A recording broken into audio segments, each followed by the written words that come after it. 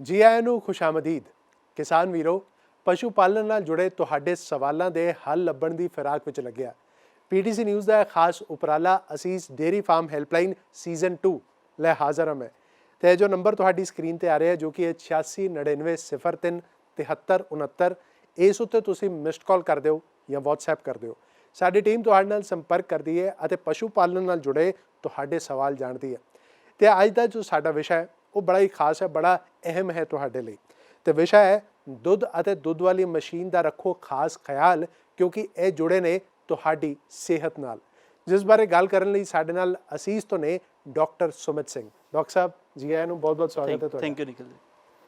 ਅੱਛਾ ਡਾਕਟਰ ਸਾਹਿਬ, ਪਹਿਲੇ ਤਾਂ ਸ਼ੁਰੂਆਤ ਮੈਂ ਇੱਥੋਂ ਕਰਨਾ ਚਾਹਾਂਗਾ ਕਿ ਦੁੱਧ ਦੀ ਸਫਾਈ, ਜਿਸ ਨੂੰ ਅਸੀਂ ਮਿਲਕ ਹਾਈਜੀਨ ਵੀ ਕਹਿੰਦੇ ਹਾਂ, ਉਹ ਹੁੰਦੀ ਕੀ ਹੈ ਤੇ ਸਾਫ਼ ਸੁਥਰਾ ਦੁੱਧ ਦੀ ਪੈਦਾਵਾਰ ਲਈ ਕਿਸਾਨ ਵੀਰਾਂ ਨੂੰ, ਪਸ਼ੂ ਪਾਲਕਾਂ ਨੂੰ ਕਿਹੜੀਆਂ ਗੱਲਾਂ ਦਾ ਧਿਆਨ ਰੱਖਣਾ ਚਾਹੀਦਾ? ਹਾਂਜੀ, ਸਭ ਤੋਂ ਪਹਿਲਾਂ ਤਾਂ ਸਾਰੇ ਕਿਸਾਨ ਵੀਰਾਂ ਨੂੰ ਪਿਆਰ ਭਰੀ ਸਤਿ ਸ੍ਰੀ ਅਕਾਲ ਤੇ ਨਮਸਕਾਰ।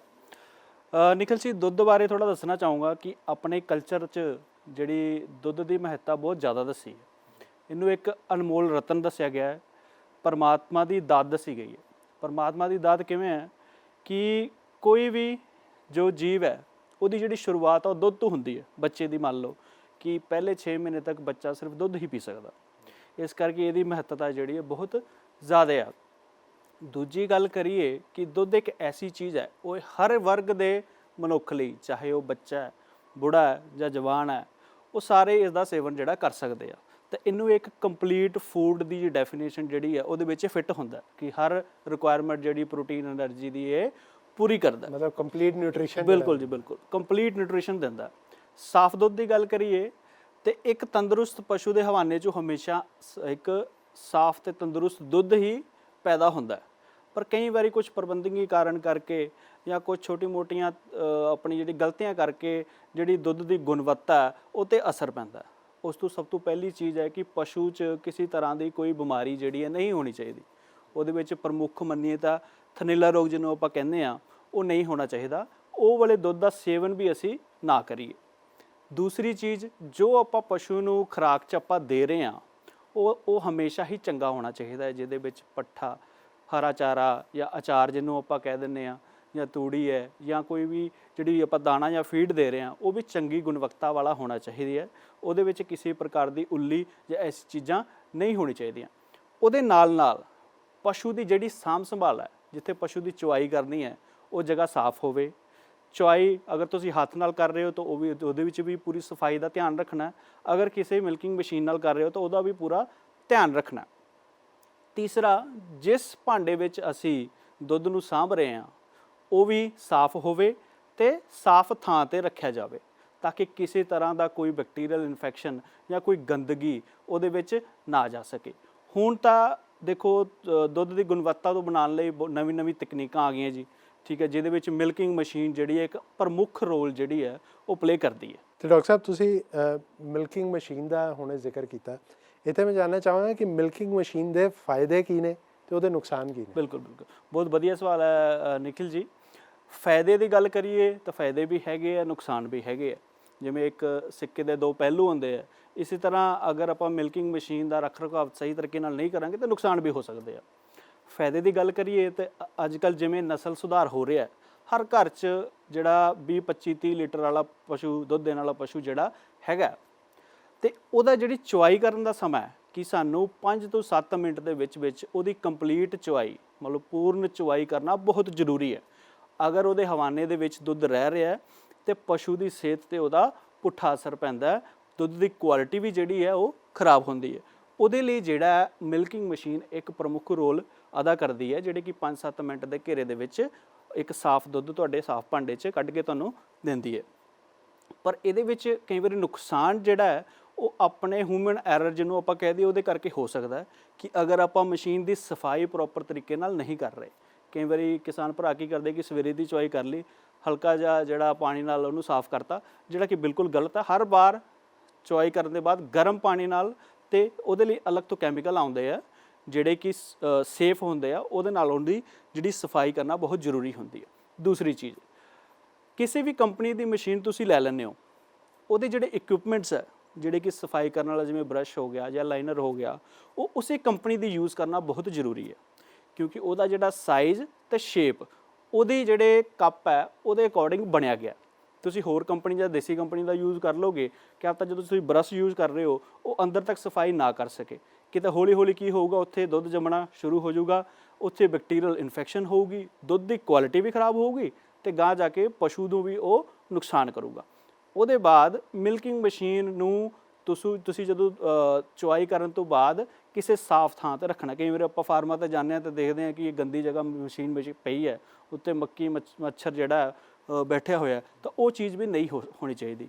ਇਹ ਸਾਰੇ ਉਹਦੇ ਨੁਕਸਾਨ ਹੈ। ਜੇ ਆਪਾਂ ਉਹਨੂੰ ਚੰਗੀ ਤਰ੍ਹਾਂ ਉਹਦੀ ਸਾਂਭ ਸੰਭਾਲ ਰੱਖ ਲਵਾਂਗੇ ਤਾਂ ਵਧੀਆ ਕੁਆਲਿਟੀ ਦਾ ਦੁੱਧ ਜਿਹੜਾ ਅਸੀਂ ਉਹ ਪੈਦਾ ਕਰ ਸਕਦੇ ਹਾਂ। ਅੱਛਾ, ਇਹਦਾ ਮਤਲਬ ਹੈ ਕਿ ਜਿਹੜਾ ਤੁਹਾਡਾ ਦੁੱਧੀ ਹੈ, ਮਿਲਕਮੈਨ ਹੈ, ਉਹ ਜੋ ਤੁਹਾਡੇ ਘਰ ਦੁੱਧ ਦੇਣ ਆ ਰਿਹਾ, ਉਹਨੂੰ ਇਹ ਸਵਾਲ ਸਾਰੇ ਪੁੱਛਣੇ ਚਾਹੀਦੇ? ਬਿਲਕੁਲ ਪੁੱਛਣੇ ਚਾਹੀਦੇ, ਬਿਲਕੁਲ ਜੀ, ਕਿਉਂਕਿ ਤੁਹਾਡਾ ਹੱਕ ਬਣਦਾ ਹੈ ਕਿ ਤੁਸੀਂ ਉਹਦੀ ਕੀਮਤ ਅਦਾ ਕਰ ਰਹੇ ਹੋ, ਤੁਸੀਂ ਕੰਜ਼ਿਊਮਰ ਹੋ, ਤੇ ਤੁਹਾਡਾ ਹੱਕ ਬਣਦਾ ਹੈ ਕਿ ਉਹਦੀ ਰਿਸਪੌਂਸਿਬਿਲਟੀ ਵੀ ਬਣਦੀ ਹੈ ਕਿ ਉਹ ਇਹ ਸਾਰੀ ਚੀਜ਼ਾਂ ਦਾ ਧਿਆਨ ਰੱਖੇ। ਬਿਲਕੁਲ ਡਾਕਟਰ ਸਾਹਿਬ, ਬਹੁਤ ਅਹਿਮ ਗੱਲਾਂ ਅੱਜ ਦੱਸ ਰਹੇ ਨੇ। ਤੇ ਇਸ ਤੋਂ ਬਾਅਦ ਡਾਕਟਰ ਸਾਹਿਬ ਇੱਥੇ ਵੇਲਾ ਤੇ ਬ੍ਰੇਕ ਦਾ ਹੈ। ਬ੍ਰੇਕ ਤੋਂ ਬਾਅਦ ਅਸੀਂ ਜੋ ਪਸ਼ੂ ਪਾਲਕ ਨੇ, ਕਿਸਾਨ ਵੀਰ ਨੇ, ਉਹਨਾਂ ਦੇ ਸਵਾਲ ਵੀ ਜਾਣਾਂਗੇ। ਤੁਸੀਂ ਵੇਖਦੇ ਰਹੋ Asees dairy farm helpline season 2।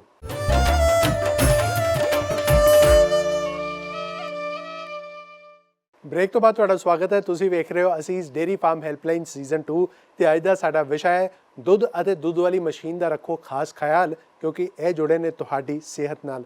ਜਿਸ ਬਾਰੇ ਗੱਲ ਕਰ ਰਹੇ ਨੇ ਸਾਡੇ ਨਾਲ ਅਸੀਸ ਤੋਂ ਡਾਕਟਰ ਸੁਮਿਤ ਸਿੰਘ। ਤੇ ਡਾਕਟਰ ਸਾਹਿਬ, ਜਿਵੇਂ ਮੈਂ ਹੁਣ ਕਿਹਾ ਸੀ ਤੁਹਾਨੂੰ ਕਿ ਸਿੱਧਾ ਕਿਸਾਨ ਵੀਰਾਂ ਨਾਲ ਸੰਪਰਕ ਸਾਧਾਂਗੇ, ਉਹ ਸਾਡੇ ਨਾਲ ਜੁੜ ਚੁੱਕੇ ਨੇ। ਪਹਿਲੇ ਕਿਸਾਨ ਵੀਰ ਸਾਡੇ ਨਾਲ ਨੇ, ਉਹਨਾਂ ਦਾ ਸਵਾਲ ਕੀ ਹੈ ਉਹ ਜਾਣਦੇ ਆ। ਹਾਂਜੀ, ਕੀ ਨਾਂ ਹੈ ਜੀ ਤੁਹਾਡਾ, ਕਿੱਥੋਂ ਬੋਲ ਰਹੇ ਹੋ? ਮੇਰਾ ਨਾਮ ਰਾਮਪ੍ਰੀਤ ਸਿੰਘ ਹੈ ਜੀ, ਪਿੰਡ ਮੀਆਂ ਸਿੰਘ ਵਾਲਾ, ਡਿਸਟ੍ਰਿਕਟ ਫਿਰੋਜ਼ਪੁਰ ਜੀ। ਹਾਂਜੀ ਰਾਮਪ੍ਰੀਤ ਜੀ, ਆਪਣਾ ਸਵਾਲ ਪੁੱਛੋ ਤੁਸੀਂ। ਹਾਂਜੀ ਡਾਕਟਰ ਸਾਹਿਬ ਨੂੰ ਸਵਾਲ ਮੇਰੇ ਹੈ ਜੀ, ਛੋਟਾ ਫਾਰਮਰ ਹੈ ਜੀ, ਸਾਡਾ ਛੋਟਾ ਫਾਰਮ ਹੈ ਜੀ, ਮਤਲਬ 8 ਤੋਂ 10 ਐਨੀਮਲ ਹੈ ਜੀ ਸਾਡੇ ਕੋਲੇ।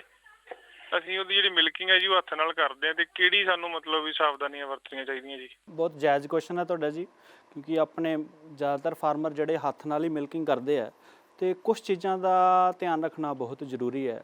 ਸਭ ਤੋਂ ਪਹਿਲਾਂ ਤਾਂ ਜਿੱਥੇ ਤੁਸੀਂ ਆਪਣੇ ਪਸ਼ੂਆਂ ਦੀ ਚੁਆਈ ਕਰ ਰਹੇ ਹੋ, ਉਹ ਜਿਹੜੀ ਜਗ੍ਹਾ ਹੈ ਉਹ ਸਾਫ਼ ਸੁਥਰੀ ਹੋਣੀ ਚਾਹੀਦੀ ਹੈ, ਉੱਥੇ ਕਿਸੇ ਤਰ੍ਹਾਂ ਦਾ ਗੰਦ ਨਹੀਂ ਹੋਣਾ ਚਾਹੀਦਾ।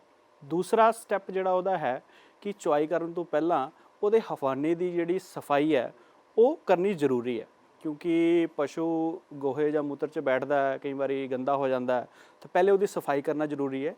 ਪਹਿਲੇ ਪਾਣੀ ਨਾਲ ਸਫਾਈ ਕਰੋ, ਫਿਰ ਕਿਸੇ ਸਾਫ਼ ਟਿਸ਼ੂ ਨਾਲ ਜਾਂ ਸਾਫ਼ ਟਾਵਲ ਨਾਲ ਉਹਨੂੰ ਸਾਫ਼ ਕਰ ਦਿਓ, ਕਿਉਂਕਿ ਕਈ ਵਾਰੀ ਆਪਾਂ ਕੀ ਕਰਦੇ ਹਾਂ, ਪਾਣੀ ਉੱਪਰ ਪਾਉਂਦੇ ਹਾਂ, ਉਹ ਹੌਲੀ ਹੌਲੀ ਟਿਪਦਾ ਥੱਲੇ ਗੰਦ ਲੈ ਕੇ ਆਉਂਦਾ, ਤਾਂ ਉਹ ਦੁੱਧ 'ਚ ਪੈ ਸਕਦਾ। ਇਸ ਕਰਕੇ ਪਾਣੀ ਮਾਰਨ ਤੋਂ ਬਾਅਦ ਉਹਦੀ ਟਾਵਲ ਨਾਲ ਜਾਂ ਟਿਸ਼ੂ ਪੇਪਰ ਨਾਲ ਉਹਨੂੰ ਸੁਕਾਉਣਾ ਵੀ ਜ਼ਰੂਰੀ ਹੈ।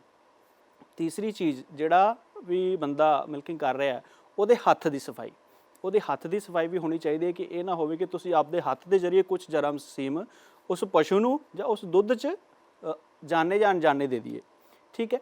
ਤੀਸਰੀ ਚੀਜ਼ ਹੈ ਚੁਆਈ ਕਰਨ ਦਾ ਤਰੀਕਾ। ਦੇਖੋ 3 ਤਰ੍ਹਾਂ ਦੇ ਮੈਥਡ ਜਿਹੜੇ ਆ ਉਹ ਯੂਜ਼ ਹੁੰਦੇ ਆ ਅੱਜ ਕੱਲ੍ਹ। ਉਹਦੇ ਵਿੱਚ ਇੱਕ ਨਕਲਿੰਗ ਮੈਥਡ ਕਹਿੰਦੇ ਆ, ਇੱਕ ਸਟ੍ਰਿਪਿੰਗ ਮੈਥਡ ਹੈ, ਤੇ ਇੱਕ ਫੁੱਲ ਹੈਂਡ ਮੈਥਡ। ਨਕਲਿੰਗ ਮੈਥਡ ਜਿਹੜਾ ਆਪਾਂ ਅੰਗੂਠਾ ਲਗਾ ਕੇ ਕਰਦੇ ਆ, ਜਿਹੜਾ ਕਿ ਆਪਣੇ 70-80% ਜਿਹੜੇ ਫਾਰਮਰ ਉਹ ਕਰਦੇ, ਇਹ ਬਿਲਕੁਲ ਗਲਤ ਹੈ। ਜਦੋਂ ਤੁਸੀਂ ਅੰਗੂਠਾ ਲਾਉਂਦੇ ਹੋ ਉਹ ਥਣ 'ਤੇ ਇੰਜਰੀ ਕਰਦਾ ਤੇ ਪਸ਼ੂ ਨੂੰ ਇੱਕ ਕਾਰਨ ਬਣਦਾ ਥਨੇਲਾ ਰੋਗ ਦਾ। ਸਟ੍ਰਿਪਿੰਗ ਜਿਹੜਾ ਆਪਾਂ 2 ਉਂਗਲਾਂ ਨਾਲ ਤੇ ਅੰਗੂਠੇ ਨਾਲ ਕਰਦੇ ਆ, ਇਹ ਵੀ ਗਲਤ ਮੈਥਡ ਹੈ। ਇਹਦੇ ਨਾਲ ਵੀ ਜਿਹੜਾ ਥਣ 'ਤੇ ਪ੍ਰੈਸ਼ਰ ਪੈਂਦਾ ਤੇ ਪਸ਼ੂ ਦੀ ਸਿਹਤ 'ਤੇ ਫਰਕ ਪੈ ਸਕਦਾ। ਜਿਹੜਾ ਸਹੀ ਤਰੀਕਾ ਉਹ ਹੈ ਫੁੱਲ ਹੈਂਡ ਮੈਥਡ, ਕਿ ਪੂਰੇ ਹੱਥ 'ਚ ਤੁਸੀਂ ਥਣ ਨੂੰ ਲਵੋ ਤੇ ਉਹਦੀ ਚੁਆਈ ਕਰੋ, ਜਿਹਦੇ 'ਚ ਕਿ ਇੱਕ ਤਾਂ ਫੁੱਲ ਮਿਲਕਿੰਗ, ਕੰਪਲੀਟ ਮਿਲਕਿੰਗ ਹੋਊਗੀ, ਪੂਰੀ ਮਿਲਕਿੰਗ ਹੋਊਗੀ, ਦੂਸਰਾ ਪਸ਼ੂ ਨੂੰ ਵੀ ਕੋਈ ਨੁਕਸਾਨ ਨਹੀਂ ਹੋਊਗਾ। ਚੌਥੀ ਚੀਜ਼ ਇਹ ਹੈ ਕਿ ਪੂਰੀ ਮਿਲਕਿੰਗ ਕਰਨਾ ਬਹੁਤ ਜ਼ਰੂਰੀ ਹੈ, ਕਿ ਸਾਰਾ ਦੁੱਧ ਕੱਢੋ। ਕਈ ਵਾਰ ਇਹ ਹੁੰਦਾ ਕਿ ਆਪਣੇ ਕੋਲ ਅੱਛੀ ਨਸਲ ਦਾ ਪਸ਼ੂ ਹੈ ਜਿਹਦਾ 20-25 ਲੀਟਰ ਦੁੱਧ ਹੈ, ਜਿਵੇਂ ਕਿ ਪਹਿਲੇ ਦੱਸਿਆ ਗਿਆ ਕਿ 5 ਤੋਂ 7 ਮਿੰਟ ਵਿੱਚ ਉਹਦੀ ਜਿਹੜੀ ਪੂਰਨ ਚੁਆਈ ਹੋ ਜਾਣੀ ਚਾਹੀਦੀ ਹੈ। ਤੇ ਉਹਦੇ ਲਈ ਆਪਾਂ ਨੂੰ ਇਹ ਵੀ ਕਰਨਾ ਚਾਹੀਦਾ ਹੈ ਕਿ 2 ਬੰਦੇ ਰਲ ਕੇ ਉਹਦੀ ਚੁਆਈ ਕਰੋ, ਕਿਉਂਕਿ ਅਗਰ ਇਕੱਲਾ ਬੰਦਾ ਚੁਆਈ ਕਰੂਗਾ ਤਾਂ ਉਹ ਸਮਾਂ ਜ਼ਿਆਦਾ ਲੱਗੂਗਾ, ਉਹਦੇ ਵਿੱਚ ਪਸ਼ੂ ਨੂੰ ਆਪਣਾ ਦੁੱਧ ਅੰਦਰ ਰੱਖੂਗਾ, ਉਹ ਗਾਂ ਮੈਸਟਾਈਟਸ ਦਾ ਜਿਹੜਾ ਕਾਰਨ ਬਣ ਸਕਦਾ। ਤੀਸਰੀ ਚੀਜ਼, ਦੁੱਧ ਸਾਂਭਣ ਦੀ ਪ੍ਰਕਿਰਿਆ। ਜਿਵੇਂ ਪਹਿਲੇ ਦੱਸਿਆ, ਸਾਫ਼ ਭਾਂਡੇ 'ਚ ਸਾਫ਼ ਜਗ੍ਹਾ ਉਸ ਦੁੱਧ ਨੂੰ ਰੱਖੋ ਤੇ ਡੇਅਰੀ ਤੇ ਜਲਦ ਤੋਂ ਜਲਦ ਜਿਹੜੀ ਆਪਣੀ ਡੇਅਰੀ ਹੈ, ਜਿੱਥੇ ਵੀ ਤੁਸੀਂ ਦੁੱਧ ਪਾ ਰਹੇ ਹੋ, ਜਿੱਥੇ ਮਿਲਕ ਚਿਲਿੰਗ ਸੈਂਟਰ ਹੈ, ਉੱਥੇ ਉਸ ਦੁੱਧ ਨੂੰ ਪਾ ਕੇ ਆਓ ਤਾਂ ਕਿ ਉਸ ਦੁੱਧ ਦੀ ਗੁਣਵੱਤਾ ਜਿਹੜੀ ਹੈ ਉਹ ਬਣੀ ਰਹੇ। ਬਿਲਕੁਲ, ਬਹੁਤ ਹੀ ਵਿਸਤਾਰਪੂਰਵਕ ਡਾਕਟਰ ਸਾਹਿਬ ਤੁਸੀਂ ਜਾਣਕਾਰੀ ਦਿੱਤੀ ਹੈ ਤੇ ਸਿਰਫ ਕਿਸਾਨ ਵੀਰ ਦਾ ਨਹੀਂ, ਬਾਕੀ ਵੀ ਜੋ ਕਿਸਾਨ ਵੀਰ ਸੁਣ ਰਹੇ ਨੇ ਉਹਨਾਂ ਦੇ ਜੋ ਡਾਊਟ ਨੇ ਉਹ ਵੀ ਬਿਲਕੁਲ ਮੈਨੂੰ ਲੱਗਦਾ ਦੂਰ ਹੋ ਗਏ ਹੋਣਗੇ। ਇਸ ਦੇ ਨਾਲ ਹੀ ਅਗਲੇ ਪਸ਼ੂ ਪਾਲਕ ਸਾਡੇ ਨਾਲ ਜੁੜ ਚੁੱਕੇ ਨੇ, ਉਹਨਾਂ ਦਾ ਸਵਾਲ ਕੀ ਹੈ ਉਹ ਜਾਣਦੇ ਹਾਂ। ਹਾਂਜੀ, ਕੀ ਨਾਂ ਹੈ ਜੀ ਤੁਹਾਡਾ, ਕਿੱਥੋਂ ਬੋਲ ਰਹੇ ਹੋ? ਹੈਲੋ, ਸਤਿ ਸ਼੍ਰੀ ਅਕਾਲ ਡਾਕਟਰ ਸਾਹਿਬ, ਮੈਂ ਲਖਵੀਰ ਸਿੰਘ ਬੋਲ ਰਿਹਾ ਬਿਸ਼ਨਾਹ ਜੰਮੂ ਤੋਂ। ਹਾਂਜੀ ਲਖਵੀਰ ਜੀ, ਆਪਣਾ ਸਵਾਲ ਪੁੱਛੋ। ਡਾਕਟਰ ਸਾਹਿਬ, ਗੱਲ ਇਸ ਤਰ੍ਹਾਂ ਕਿ ਦੁੱਧ ਵਿੱਚ ਜਿਹੜੀ ਉੱਲੀ ਤੇ ਸਮੈਟਿਕ ਸੈੱਲ ਦੀ ਗੱਲਬਾਤ ਹੋ ਰਹੀ ਹੈ, ਕਿਰਪਾ ਕਰਕੇ ਇਹ ਦੱਸੋ ਇਹ ਕੀ ਹਨ ਤੇ ਕਿੱਥੋਂ ਆਉਂਦੇ ਹਨ? ਸਤਿ ਸ਼੍ਰੀ ਅਕਾਲ ਲਖਵੀਰ ਜੀ, ਬਹੁਤ ਚੰਗਾ ਕੁਐਸਚਨ ਹੈ ਤੁਹਾਡਾ, ਜਿਹਦੇ ਵਿੱਚ ਆਪਾਂ ਨੂੰ ਜਿਹੜੀ ਅਵੇਅਰਨੈਸ ਤੇ ਜਾਗਰੂਕਤਾ ਹੋਣੀ ਬਹੁਤ ਜ਼ਰੂਰੀ ਹੈ ਤੇ ਆਉਣ ਵਾਲੇ ਸਮੇਂ 'ਚ ਸਰਕਾਰ ਵੀ ਇਹਦੇ ਲਈ ਕੜੇ ਕਾਨੂੰਨ ਜਿਹੜੀ ਲੈ ਕੇ ਆ ਰਹੀ ਹੈ। ਉੱਲੀ ਦੀ ਗੱਲ ਕਰੀਏ ਤੇ ਕਿਸੇ ਵੀ ਸੋਰਸ ਜ਼ਰੀਏ, ਚਾਹੇ ਉਹ ਪੱਠਾ ਹੈ, ਤੁਸੀਂ ਸਾਈਲੇਜ ਪਾ ਰਹੇ ਹੋ, ਤੂੜੀ ਪਾ ਰਹੇ ਹੋ, ਜਾਂ ਚੰਗੀ ਫੀਡ ਨਹੀਂ ਪਾ ਰਹੇ, ਉਹਦੇ ਜ਼ਰੀਏ ਜਿਹੜੀ ਹੈ ਉੱਲੀ ਪਸ਼ੂ ਦੇ ਸਰੀਰ 'ਚ ਜਾਂਦੀ ਹੈ ਤੇ ਉਸੇ ਤਰ੍ਹਾਂ ਉਹ ਉੱਲੀ ਜਿਹੜੀ ਹੈ ਦੁੱਧ 'ਚ ਬਾਹਰ ਕੱਢਦੇ, ਜਿਹਨੂੰ ਕਿ ਆਪਾਂ ਅਫਲਾਟੌਕਸਿਨ M1 ਦਾ ਨਾਮ ਦਿੰਦੇ ਹਾਂ। ਉਹਦੇ ਜਿਹੜੇ ਦੁਸ਼ਪ੍ਰਭਾਵ ਹੈ ਉਹ ਦੋਹੇ ਹੀ ਪਸ਼ੂਆਂ ਲਈ ਵੀ ਤੇ ਉਹਦਾ ਦੁੱਧ ਜਿਹੜਾ ਯੂਜ਼ ਕਰੂਗਾ, ਜਿਹੜਾ ਮਨੁੱਖ ਕਰੂਗਾ, ਉਹਦੇ ਵਿੱਚ ਵੀ ਬਹੁਤ ਹੀ ਗੰਦੇ ਪ੍ਰਭਾਵ ਹੁੰਦੇ ਆ, ਕੈਂਸਰ ਤੱਕ ਦਾ ਕਾਰਨ ਬਣ ਸਕਦਾ। ਆਉਂਦੇ ਕਿਵੇਂ ਆ ਕਿ ਹੁਣ ਜਿਵੇਂ ਆਉਣ ਵਾਲਾ ਸੀਜ਼ਨ ਆ ਰਿਹਾ ਬਰਸੀਮ ਦਾ, ਕਈ ਵਾਰੀ ਬਰਸੀਮ ਦੀ ਗਰੋਥ ਬਹੁਤ ਜ਼ਿਆਦਾ ਹੋ ਜਾਂਦੀ ਹੈ, ਤੁਸੀਂ ਉਹਦੀ ਜੜ੍ਹਾਂ 'ਤੇ ਦੇਖੋਗੇ ਤਾਂ ਕਾਲੀ ਕਾਲੀ ਉੱਲੀ ਜੰਮ ਜਾਂਦੀ ਹੈ, ਉਹ ਵੀ ਇੱਕ ਕਾਰਨ ਬਣ ਸਕਦਾ ਹੈ ਕਿ ਉਹ ਉੱਲੀ ਦਾ ਕਾਰਨ ਬਣ ਸਕਦਾ। ਦੂਸਰੀ ਚੀਜ਼, ਆਪਾਂ ਆਮ ਤੌਰ 'ਤੇ ਪਿੰਡਾਂ 'ਚ ਕੀ ਕਰਦੇ ਹਾਂ ਕਿ ਸਵੇਰੇ ਪੱਠੇ ਲੈ ਕੇ ਆਉਂਦੇ ਹਾਂ, ਉਹਨੂੰ ਕੁਤਰ ਕੇ ਰੱਖ ਦਿੰਦੇ ਹਾਂ, ਢੇਰੀ ਬਣਾ ਕੇ ਰੱਖ ਦਿੰਦੇ ਹਾਂ, ਦੁਪਹਿਰੇ ਜਾਂ ਸ਼ਾਮ ਤੱਕ ਉਹਦੇ ਹੱਥ ਪਾ ਕੇ ਦੇਖੀਏ ਤਾਂ ਉਹ ਗਰਮ ਹੋ ਜਾਂਦਾ। ਉਹ ਗਰਮ ਹੋਣ ਦਾ ਮਤਲਬ ਹੈ ਉਹਦੇ ਵਿੱਚ ਉੱਲੀ ਬਣ ਗਈ। ਉਹ ਉੱਲੀ ਵਾਲਾ ਪੱਠਾ ਜਦੋਂ ਪਸ਼ੂ ਖਾਊਗਾ, ਉਹ ਆਟੋਮੈਟਿਕਲੀ ਦੁੱਧ ਦੇ ਵਿੱਚ ਉਹ ਉੱਲੀ ਬਾਹਰ ਨਿਕਲ ਕੇ ਆਉਣੀ ਹੀ ਹੋਣੀ ਹੈ। ਦੂਸਰੀ ਚੀਜ਼, ਸਾਈਲੇਜ ਬਾਰੇ ਅਸੀਂ ਪਹਿਲੇ ਵੀ ਗੱਲ ਕਰ ਚੁੱਕੇ ਹਾਂ ਕਿ ਚੰਗੀ ਮੈਨੇਜਮੈਂਟ ਦੇ ਨਾਲ ਚੰਗਾ ਸਾਈਲੇਜ ਪਾਓ ਤਾਂ ਕਿ ਉਹਦੇ ਤੋਂ ਆਪਣੀ ਉੱਲੀ ਨਾ ਆ ਸਕੇ। ਦੂਸਰਾ ਕਾਰਨ ਤੂੜੀ ਵੀ ਹੋ ਸਕਦਾ। ਕਈ ਵਾਰੀ ਤੂੜੀ ਸਟੋਰ ਕਰਨ ਵੇਲੇ ਅਸੀਂ ਪਾਣੀ ਦਾ ਛਿੜਕਾਅ ਕਰਦੇ ਹਾਂ, ਜਾਂ ਬਰਸਾਤ ਦੇ ਮੌਸਮ 'ਚ ਕਿਸੇ ਵੀ ਜ਼ਰੀਏ ਅਗਰ ਕਿਸੇ ਵੀ ਸੋਰਸ ਦੇ ਜ਼ਰੀਏ ਪਾਣੀ ਅੰਦਰ ਆ ਰਿਹਾ ਤਾਂ ਉਹ ਵੀ ਉੱਲੀ ਦਾ ਕਾਰਨ ਬਣ ਸਕਦੀ ਹੈ। ਤੀਸਰੀ ਜਿਹੜਾ ਪ੍ਰਮੁੱਖ ਸੋਰਸ ਹੈ ਉਹ ਹੈ ਫੀਡ ਜਾਂ ਦਾਣਾ। ਫੀਡ ਜਿਹੜੀ ਬਣਦੀ ਹੈ ਕਈ ਰਾ ਮਟੀਰੀਅਲ ਨੂੰ ਲੈ ਕੇ ਬਣਾਈ ਜਾਂਦੀ ਹੈ। ਉਹਦੇ ਵਿੱਚ 2-3 ਜਿਹੜੀ ਚੀਜ਼ਾਂ ਹੈ, ਜਿਵੇਂ ਕਿ ਮੱਕੀ ਹੋ ਗਈ, ਖਲਾਂ ਹੋ ਗਈਆਂ, ਖਾਸ ਕਰ ਬੜੇਵੇਂ ਦੀ ਖਲ ਹੋ ਗਈ ਜਾਂ ਚੋਕਰ ਹੋ ਗਈ, ਉਹ ਮੇਨ ਸੋਰਸ ਹੈ ਉੱਲੀ ਦਾ। ਇਸ ਕਰਕੇ ਉੱਲੀ ਕੰਟਰੋਲਡ ਫੀਡ ਹੀ ਉਹਦੀ ਵਰਤੋਂ ਕਰੋ ਤਾਂ ਕਿ ਤੁਹਾਡੇ ਦੁੱਧ ਦੇ ਵਿੱਚ ਉੱਲੀ ਦੇ ਚਾਂਸ ਨਾ ਹੋ ਸਕਣ। ਇਹਦੇ ਲਈ ਵੀ ਕੜੀ ਹਦਾਇਤਾਂ ਜਿਹੜੀ ਹੈ ਗੌਰਮੈਂਟ ਆਉਣ ਵਾਲੇ ਸਮੇਂ 'ਚ ਕਰਨ ਵਾਲੀ ਹੈ। ਦੂਸਰੀ ਜਿਹੜੀ ਸਵਾਲ ਤੁਸੀਂ ਪੁੱਛਿਆ ਉਹ ਸੋਮੈਟਿਕ ਸੈੱਲ ਕਾਊਂਟ ਦਾ, ਇਹ ਵੀ ਕਿਤੇ ਨਾ ਕਿਤੇ ਉੱਲੀ ਨਾਲ ਹੀ ਜੁੜਿਆ ਹੋਇਆ। ਅਗਰ ਕਿਸੇ ਸੋਰਸ ਦੇ ਜ਼ਰੀਏ ਉੱਲੀ ਆ ਰਹੀ ਹੈ ਤੇ ਪਸ਼ੂ ਦੇ ਹਵਾਨੇ ਦੇ ਵਿੱਚ ਸੋਮੈਟਿਕ ਸੈੱਲ ਕਾਊਂਟ ਵਧਣ ਲੱਗ ਜਾਂਦਾ। ਸੋਮੈਟਿਕ ਸੈੱਲ ਕਾਊਂਟ ਦਾ ਮਤਲਬ ਕੀ ਹੈ ਕਿ ਅਗਰ ਪਸ਼ੂ ਦੇ ਹਵਾਨੇ 'ਚ ਕਿਸੇ ਸੋਰਸ ਦੇ ਜ਼ਰੀਏ ਇਨਫੈਕਸ਼ਨ ਜਾਂ ਉੱਲੀ ਆ ਰਹੀ ਹੈ, ਪਸ਼ੂ ਆਪਦਾ ਇਮਿਊਨ ਰਿਸਪੌਂਸ, ਮਤਲਬ ਐਸੇ ਸੈੱਲ ਬਣਾਉਂਦਾ ਜਿਹੜੇ ਉਸ ਇਨਫੈਕਸ਼ਨ ਨੂੰ ਕੰਟਰੋਲ ਕਰਦੇ ਆ, ਉਹਨੂੰ ਸੋਮੈਟਿਕ ਸੈੱਲ ਕਾਊਂਟ ਕਹਿੰਦੇ ਆ, ਜਿਹਦੇ ਵਿੱਚ WBC, ਅਗਰ ਟੈਕਨੀਕਲ ਗੱਲ ਕਰੀਏ ਤਾਂ WBC ਆਉਂਦੇ ਆ, ਉਹ ਇਨਫੈਕਸ਼ਨ ਨੂੰ ਰੋਕਦੇ ਆ। ਮਤਲਬ ਅਗਰ ਸੋਮੈਟਿਕ ਸੈੱਲ ਕਾਊਂਟ ਵਧਿਆ ਹੋਇਆ, ਮਤਲਬ ਕਿ ਉਹਦੇ ਹਵਾਨੇ ਦੇ ਵਿੱਚ ਇਨਫੈਕਸ਼ਨ ਹੈ ਤੇ ਪਸ਼ੂ ਵੀ ਬਿਮਾਰ ਹੋ ਸਕਦਾ। ਉਸ ਪਸ਼ੂ ਦਾ ਦੁੱਧ ਯੂਜ਼ ਕਰਕੇ ਇਨਸਾਨਾਂ ਦੇ ਵਿੱਚ ਵੀ ਉਹ ਕੋਈ ਨਾ ਕੋਈ ਦਿੱਕਤ ਆ ਸਕਦੀ ਹੈ। ਤੇ ਹੁਣ ਅਗਲੇ ਜੋ ਕਿਸਾਨ ਵੀਰ ਨੇ ਉਹ ਸਾਡੇ ਨਾਲ ਜੁੜ ਚੁੱਕੇ ਨੇ, ਉਹਨਾਂ ਦਾ ਸਵਾਲ ਕੀ ਹੈ ਉਹ ਵੀ ਜਾਣਦੇ ਹਾਂ। ਹਾਂਜੀ, ਕੀ ਨਾਂ ਹੈ ਜੀ ਤੁਹਾਡਾ, ਕਿੱਥੋਂ ਬੋਲ ਰਹੇ ਹੋ? ਮੇਰਾ ਨਾਮ ਮਗਨਦੀਪ ਸਿੰਘ ਹੈ ਜੀ, ਫਿਰੋਜ਼ਪੁਰ ਡਿਸਟ੍ਰਿਕਟ, ਤਹਿਸੀਲ ਜ਼ੀਰਾ, ਪਿੰਡ ਬੈਕ ਫੱਤੂ। ਹਾਂਜੀ ਜੀ, ਡਾਕਟਰ ਸਾਹਿਬ ਇਹ ਅਸੀਂ ਨਵਾਂ ਪਾਰਲਰ ਲਾਉਣ ਬਾਰੇ ਸੋਚ ਰਹੇ ਹਾਂ, ਇਹਦੇ 'ਚ ਕੀ ਸਾਵਧਾਨੀਆਂ ਚਾਹੀਦੀਆਂ ਆਪਾਂ ਨੂੰ, ਜਿਹੜਾ ਚੰਗੀ ਕੁਆਲਿਟੀ ਦਾ ਦੁੱਧ ਪੈਦਾ ਕੀਤਾ ਜਾਵੇ ਜਾਂ ਪਸ਼ੂਆਂ ਦਾ ਵੀ ਜਿਹੜਾ ਵਧੀਆ ਰਹਿਣ, ਪਾਰਲਰ ਬਾਰੇ ਸਾਡਾ ਸੀਗਾ ਵਿਚਾਰ। ਬਹੁਤ ਵਧੀਆ ਸਵਾਲ ਹੈ ਜੀ ਤੁਹਾਡਾ। ਨਿਖਿਲ, ਜਿਹੜਾ ਆਉਣ ਵਾਲਾ ਟਾਈਮ ਹੈ ਉਹ ਕਮਰਸ਼ਲਾਈਜੇਸ਼ਨ ਦਾ, ਕਿ ਅੱਜ ਕੱਲ੍ਹ ਤੁਸੀਂ ਦੇਖਦੇ ਹੋ ਬੜੇ ਬੜੇ ਸ਼ੈੱਡ ਹੈ ਜਿੱਥੇ 100-200 ਪਸ਼ੂ ਦਾ ਸ਼ੈੱਡ ਹੈ, ਉੱਥੇ ਮਿਲਕਿੰਗ ਕਰਨ ਲਈ ਮਿਲਕਿੰਗ ਪਾਰਲਰ ਜਿਹੜਾ ਬਹੁਤ ਹੀ ਜ਼ਰੂਰੀ ਹੈ। ਉਹਦੇ ਵਿੱਚ ਵੀ ਜਿਵੇਂ ਮਿਲਕਿੰਗ ਮਸ਼ੀਨ ਦੇ ਵਿੱਚ ਆਪਾਂ ਨੂੰ ਕੁਛ ਹਦਾਇਤਾਂ ਦਾ ਖਾਸ ਧਿਆਨ ਰੱਖਣਾ ਚਾਹੀਦਾ, ਇਸ ਤਰ੍ਹਾਂ ਮਿਲਕਿੰਗ ਪਾਰਲਰ ਵਿੱਚ ਵੀ ਜਿਹੜੀ ਹੈ ਬਹੁਤ ਚੀਜ਼ਾਂ ਦਾ ਧਿਆਨ ਰੱਖਣਾ ਜ਼ਰੂਰੀ ਹੈ। ਸਭ ਤੋਂ ਪਹਿਲਾਂ ਮਿਲਕਿੰਗ ਪਾਰਲਰ ਐਸੀ ਜਗ੍ਹਾ ਬਣਾਓ ਜਿੱਥੇ ਡਿਸਟਰਬੈਂਸ ਘੱਟ ਹੋਵੇ, ਕਿਸੇ ਤਰ੍ਹਾਂ ਦਾ ਗੰਦਗੀ ਜਾਂ ਸੀਵਰੇਜ ਦਾ ਵੇਸਟ ਨਾ ਹੋਵੇ। ਤੀਸਰੀ, ਸਾਈਲੇਜ ਪਿਟ ਉਸ ਤੋਂ ਦੂਰ ਹੋਵੇ। ਤੇ ਉਹ ਜਿਹੜਾ ਆਪਣਾ ਮਿਲਕਿੰਗ ਪਾਰਲਰ ਹੈ ਉਹ ਤੁਹਾਡੇ ਜਿਹੜੇ VMC ਹੈ ਬਲਕ ਮਿਲਕ ਚਿਲਿੰਗ ਸੈਂਟਰ ਉਹਦੇ ਨੇੜੇ ਹੋਵੇ। ਉਹਦੇ ਇਲਾਵਾ ਕਾਫੀ ਸਾਰੀ ਹੋਰ ਗੱਲਾਂ ਦਾ ਧਿਆਨ ਰੱਖਣਾ ਚਾਹੀਦਾ ਹੈ। ਉਸ ਤੋਂ ਸਭ ਤੋਂ ਪਹਿਲੀ ਚੀਜ਼ ਹੈ ਕਿ ਮਿਲਕਿੰਗ ਮਸ਼ੀਨ ਦਾ ਪ੍ਰੈਸ਼ਰ ਹੁੰਦਾ ਕੀ ਹੈ ਕਿ ਉਹ ਕੱਪ ਬਣਿਆ ਹੁੰਦਾ, ਉਹ ਥਣਾ ਤੇ ਐ ਪ੍ਰੈਸ਼ਰ ਪਾਉਂਦਾ ਤੇ ਉਹ ਚੁਆਈ ਕਰਦਾ, ਦੁੱਧ ਕੱਢਦਾ। ਉਹਦਾ ਪ੍ਰੈਸ਼ਰ ਇੱਕ ਨਿਰਧਾਰਿਤ ਹੁੰਦਾ, ਉਹ ਮੇਨਟੇਨ ਰਹਿਣਾ ਚਾਹੀਦਾ। ਪ੍ਰੈਸ਼ਰ ਜ਼ਿਆਦਾ ਹੋਊਗਾ ਤੇ ਥਣ ਤੇ ਪ੍ਰੈਸ਼ਰ ਪਊਗਾ, ਮੈਸਟਾਈਟਿਸ ਹੋਣ ਦੇ ਚਾਂਸ ਵਧਣਗੇ ਤੇ ਜਿਹੜੀ ਪੂਰਨ ਮਿਲਕਿੰਗ ਹੈ ਉਹ ਨਹੀਂ ਹੋ ਪਾਊਗੀ। ਦੂਸਰੀ ਚੀਜ਼ ਹੈ ਉਸ ਕੱਪ ਦੇ ਵਿੱਚ ਜਿਹੜੇ ਲਾਈਨਰ ਯੂਜ਼ ਹੋ ਰਹੇ ਆ ਉਹਦੀ ਸਫਾਈ ਤੇ ਉਹਦੀ ਪੋਜੀਸ਼ਨ। ਕਈ ਵਾਰ ਕੀ ਹੁੰਦਾ ਕਿ ਉਹ ਲਾਈਨਰ ਟੇਢਾ ਹੋ ਜਾਂਦਾ, ਉਹਦੇ ਕਰਕੇ ਪ੍ਰੈਸ਼ਰ ਦਾ ਜਿਹੜਾ ਡਿਫਰੈਂਸ ਹੋ ਜਾਂਦਾ, ਉਹਦੇ ਕਰਕੇ ਵੀ ਦਿੱਕਤ ਆ ਸਕਦੀ। ਤੀਸਰੀ ਚੀਜ਼ ਉਸ ਲਾਈਨਰ ਦੀ ਜਿਹੜੀ ਲਾਈਫ ਹੈ, ਕਿਸੇ ਵੀ ਕੰਪਨੀ ਦਾ ਯੂਜ਼ ਕਰੋਗੇ ਉਸ 'ਤੇ ਮਤਲਬ ਖਾਸ ਲਿਖਿਆ ਹੁੰਦਾ ਕਿ ਇਸ ਲਾਈਨਰ ਨਾਲ ਤੁਸੀਂ ਇੰਨੀਆਂ ਮਿਲਕਿੰਗ ਕਰ ਸਕਦੇ ਹੋ, ਉਸ ਤੋਂ ਵੱਧ ਉਹਦੀ ਮਿਲਕਿੰਗ ਨਾ ਕਰੋ। ਚੌਥੀ ਚੀਜ਼ ਉਸ ਮਿਲਕਿੰਗ ਪਾਰਲਰ ਦੀ ਸਫਾਈ, ਉਹਦੇ ਵਿੱਚ ਜੋ ਕੈਮੀਕਲ ਜਾਂ ਸੋਲਿਊਸ਼ਨ ਜੋ ਕੰਪਨੀ ਤੁਹਾਨੂੰ ਸੁਜੈਸਟ ਕਰਦੀ ਹੈ ਉਹੀ ਯੂਜ਼ ਕਰੋ, ਤੇ ਨਾਲ ਜਿਹੜਾ ਪਾਣੀ ਦਾ ਤਾਪਮਾਨ ਹੈ ਉਹਦਾ ਵੀ ਮੇਨਟੇਨ ਕਰਨਾ ਬਹੁਤ ਜ਼ਰੂਰੀ ਹੈ। ਜੇ ਤਾਪਮਾਨ ਘੱਟ ਹੋਊਗਾ ਪਾਣੀ ਦਾ ਜੋ ਸਫਾਈ ਲਈ ਯੂਜ਼ ਕਰ ਰਹੇ ਹਾਂ ਤਾਂ ਵੀ ਜਿਹੜੀ ਹੈ ਸਫਾਈ ਚੰਗੀ ਤਰੀਕੇ ਨਾਲ ਨਹੀਂ ਹੋਊਗੀ। ਜੇ ਟੈਂਪਰੇਚਰ ਵੱਧ ਵੀ ਹੈ ਤਾਂ ਕੈਮੀਕਲ ਜਿਹੜਾ ਹੈ ਜਾਂ ਸੋਲਿਊਸ਼ਨ ਯੂਜ਼ ਕਰ ਰਹੇ ਉਹ ਖਰਾਬ ਹੋ ਜਾਊਗਾ ਤੇ ਦੋਵੇਂ ਪਾਸੇ ਤੁਹਾਨੂੰ ਉਹ ਖਤਰਾ ਹੈ। ਇਸ ਕਰਕੇ ਉਹਦਾ ਜਿਹੜਾ ਪਾਣੀ ਦਾ ਜਿਹੜਾ ਟੈਂਪਰੇਚਰ ਹੈ ਉਹ ਮੇਨਟੇਨ ਕਰਨਾ ਬਹੁਤ ਜ਼ਰੂਰੀ ਹੈ। ਇੱਕ ਹੋਰ ਚੀਜ਼ ਕਿ ਜਦੋਂ ਪਸ਼ੂ ਆਊਗਾ ਉੱਥੇ ਗੰਦਗੀ ਵੀ ਹੋ ਸਕਦੀ ਹੈ ਤੇ ਰੋਜ਼ਾਨਾ ਉਹਦੀ ਸਫਾਈ ਹੋਣਾ ਬਹੁਤ ਜ਼ਰੂਰੀ ਹੈ। ਇਸ ਕਰਕੇ ਅਗਰ ਤੁਸੀਂ ਇਹ ਸਾਰੀ ਚੀਜ਼ਾਂ ਦਾ ਖਿਆਲ ਰੱਖਦੇ ਹੋ ਤੇ ਸਾਫ਼ ਤੇ ਤੰਦਰੁਸਤ ਦੁੱਧ ਜਿਹੜਾ ਪੈਦਾ ਕਰ ਸਕਦੇ ਹੋ। ਆਪਣਾ ਤਾਂ ਜਿਹੜਾ ਸਲੋਗਨ ਜਾਂ ਮੋਟੋ ਵੀ ਉਹੀ ਹੈ, ਬੈਟਰ ਮਿਲਕ ਬੈਟਰ ਹੈਲਥ। ਬਿਲਕੁਲ ਜੋ ਡਾਕਟਰ ਸਾਹਿਬ ਨੇ ਪੁਆਇੰਟਸ ਕਹੇ ਨੇ ਉਸ ਦਾ ਤੁਸੀਂ ਖਾਸ ਤੌਰ ਤੇ ਕਿਸਾਨ ਵੀਰੋ ਧਿਆਨ ਰੱਖਣਾ। ਤੇ ਇੱਥੇ ਵੇਲੇ ਇੱਕ ਛੋਟੇ ਜਿਹੇ ਬ੍ਰੇਕ ਦਾ ਹੈ।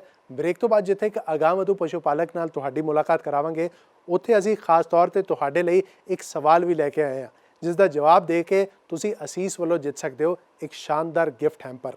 ਤੇ ਬਸ ਵੇਖਦੇ ਰਹੋ Asees dairy farm helpline season 2।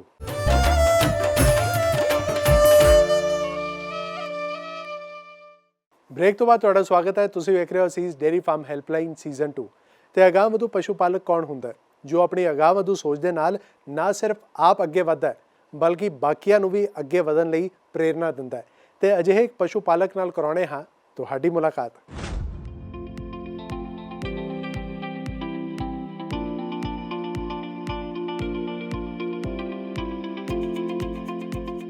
नमस्कार जी, मेरा नाम डॉक्टर भूषण है। मैं गांव गीड़, ज़िला करनाल, हरियाणा का निवासी हूं और मैं पिछले 13 साल से डेयरी फार्म चला रहा हूं।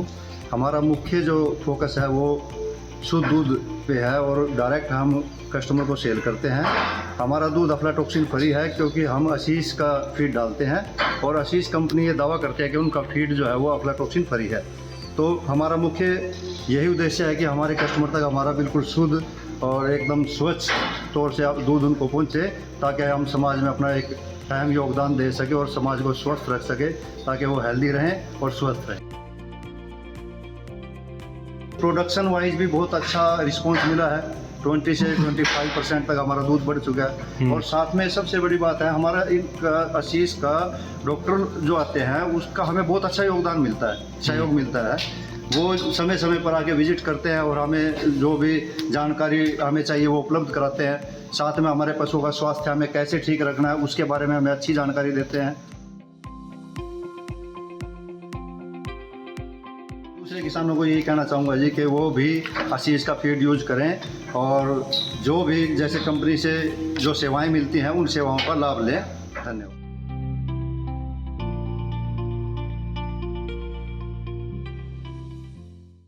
ਬਈ ਤੁਹਾਡੀ ਅਗਾਂਹਵਧੂ ਸੋਚ ਨੂੰ ਤਾਂ ਸਾਡਾ ਹਰ ਵੇਲੇ ਸਲਾਮ ਹੈ। ਤੇ ਅੱਜ ਦਾ ਜੋ ਵਿਸ਼ਾ ਹੈ ਕਿ ਦੁੱਧ ਅਤੇ ਦੁੱਧ ਵਾਲੀ ਮਸ਼ੀਨ ਦਾ ਰੱਖੋ ਖਾਸ ਖਿਆਲ ਕਿਉਂਕਿ ਇਹ ਜੁੜੇ ਨੇ ਤੁਹਾਡੀ ਸਿਹਤ ਨਾਲ। ਇਸ ਨਾਲ ਜੁੜੇ ਜੋ ਮੁੱਖ ਪੁਆਇੰਟਸ ਨੇ ਉਸ ਉੱਤੇ ਮੁੜ ਤੋਂ ਇੱਕ ਵਾਰੀ ਝਾਤ ਪਾਉਂਦੇ ਹਾਂ।